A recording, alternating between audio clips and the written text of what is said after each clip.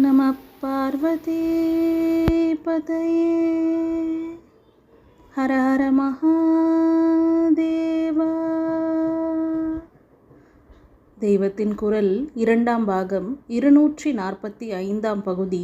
கிரகஸ்தாசிரமம் மற்ற சம்ஸ்காரங்கள். இந்த 40 சொல்லாவிட்டாலும் இந்துக்கள் அனைவரும் கர்ணவேதனம், அதாவது காது குத்தல், அக்ஷராபியாசம், படிக்க வைத்தல் ஆகியவற்றையும் மதானுஷ்டானமாகவே செய்தாக வேண்டும். கடைசியில் செய்கிற தகனமும் இப்படியே. 40 வராவிட்டாலும் அந்திய இஷ்டி கடைசி வேள்வி என்பதாக வைதீக மந்திரங்களோடு செய்யப்பட வேண்டியதாகும். அதை செத்துப்போனவனே பண்ணிக்கொள்ள முடியாதல்லவா? புத்திரர் அல்லது தாயாதிதாமே பண்ண வேண்டும். அதனால் இவனது 40 சம்ஸ்காரத்தில் வராமல் இவனுக்காக பிறர் பண்ணுவதான பித்ரு காரியங்களில் அது வந்து விடுகிறது.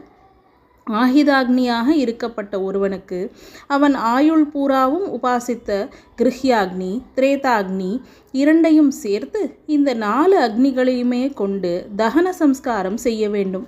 இவன் ரட்சித்த அக்னியே இவன் சரீரத்தை போக்கி ஜீவனை புண்ணியலோகத்தில் சேர்க்கிறது. திரேதாக்னி உபாசிக்காமல் கிருஹ்யமாக ஔபாசனம் மட்டும் பண்ணினவனுக்கு அந்த ஔபாசன அக்னியாலேயே தகனம் செய்ய வேண்டும். இவன் சந்நியாசம் வாங்கி கொள்ளாமலே செத்துப்போனால்தான் இப்படி. துறவியானால் தகனமே இல்லையே. தகன சம்ஸ்காரம் அந்தியேஷ்டி என்றே யாகமாக சிறப்பிக்கப்படுவதால் முன்பே சொன்ன மாதிரி மிகவும் பக்குவமானவர்கள் தவிர பாக்கி பேரெல்லாம் சந்நியாசம் வாங்கி கொள்ளாமலேயே வாழ்க்கையை முடிப்பது சாஸ்திர சம்மதம்தான் என்று தெரிகிறது.